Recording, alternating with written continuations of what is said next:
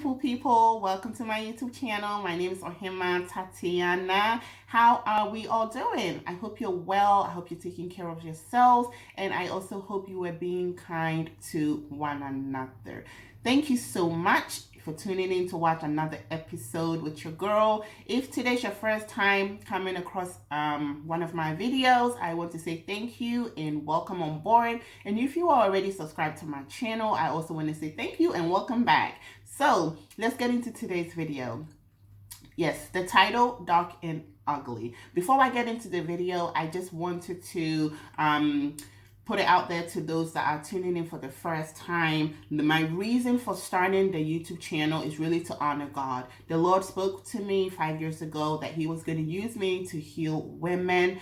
And when the weight of glory fell upon me and I heard that, I can only just obey, right? So over the years, I've tried to figure out how God was going to do it. If you haven't seen my welcome to my YouTube video, I recommend that you watch that. I go into details of the whole story and how it happened. So let's get into today's video.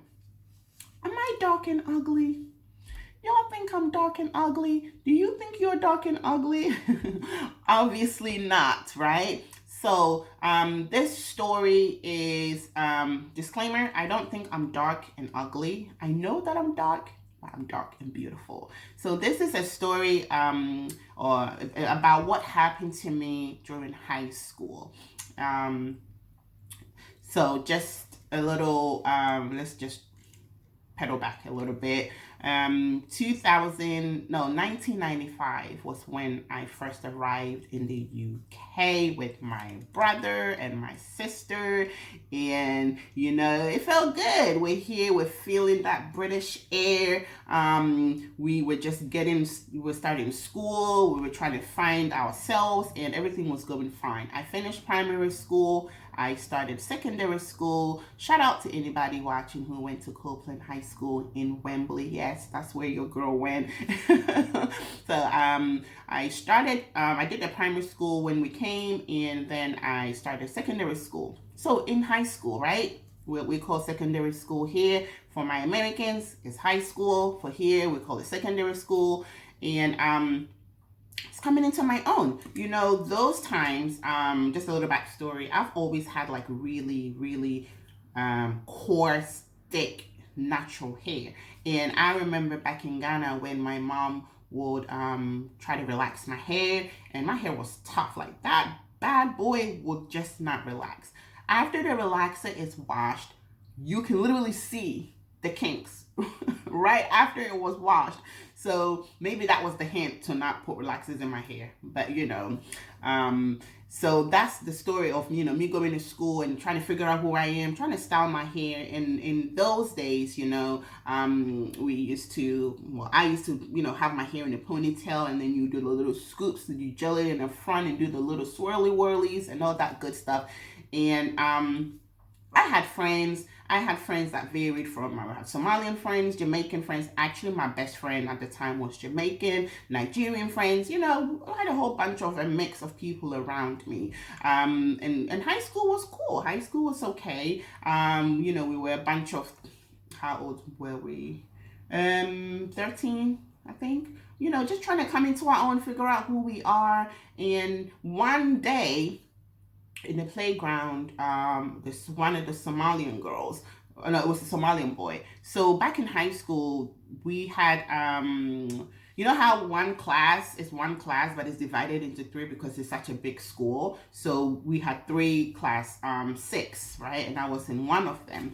And then the other guy, I think he was in the same class as me. I actually recently found a picture of my class, and he was in that picture. And I was like, you're the one that called me dark and ugly. But so yeah, at the playground, we were just playing, and I don't know what happened. And he just came to me and he was like, well, what relaxer do you use?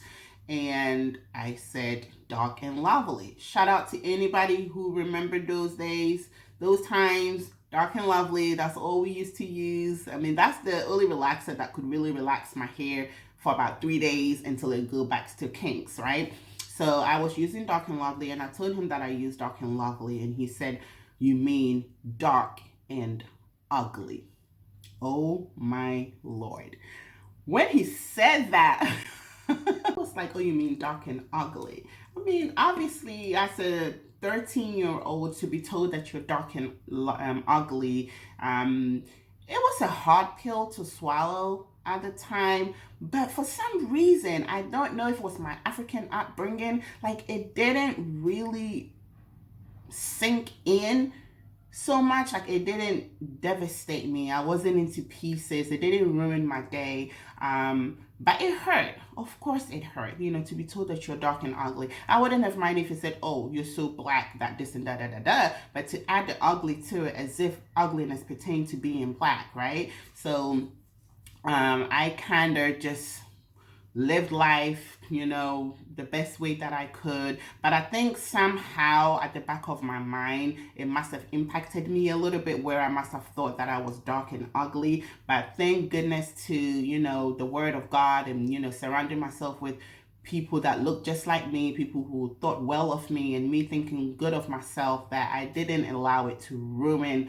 my whole childhood and adulthood. So this video, again, as I always say, God said he was going to use me to heal women. So I'm really here to share that story, just to inspire any of my sisters out there who, who's ever been told that they were dark and made it seem like being dark was a bad thing. You are beautiful. You are made in God's image. He took his time and made you, and we are beautiful. We come in different shapes. We come in different shades of black, and I want you to own that. I want you to know that you're beautiful. Once you can look in yourself and accept every flaw that you have, can't nobody tell you anything, because you've accepted it, and no, don't allow anybody to make you feel bad for who God has made you to be. Anybody has a problem with who you are, tell them, take it to God. I didn't make me, just like me being quite tall for a Ghanaian woman,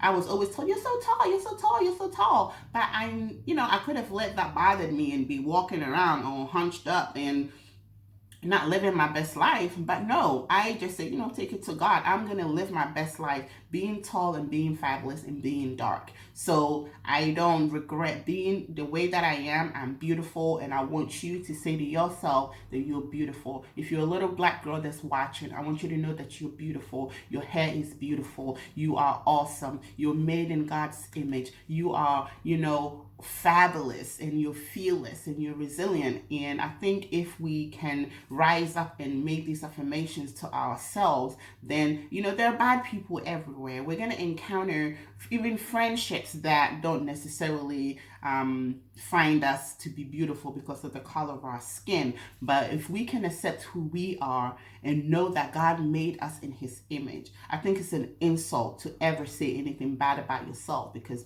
ultimately it's an insult to God, right? So if he made you in his image, then who are you to pick up little things and be like, oh, I don't like this about me, I don't like that about me. God knows the reason why he did that. God knows the amount of hairs on our head. He made us into his image. So I just wanted to share this story of being told that I was dark and ugly, and obviously that is not the case, because where are they now, right? No, but in all fairness, we are all beautiful in our own way, and I want you to tell yourself that. So I hope that this video has been of value to you. I hope you found some type of inspiration, even a laughter out of this video while you're watching this episode. So if you've made it this far, thank you. This brings me to the end of this episode of Dark and Ugly. Thank you ever so much for tuning in and watching this video. May you all have a wonderful, blessed,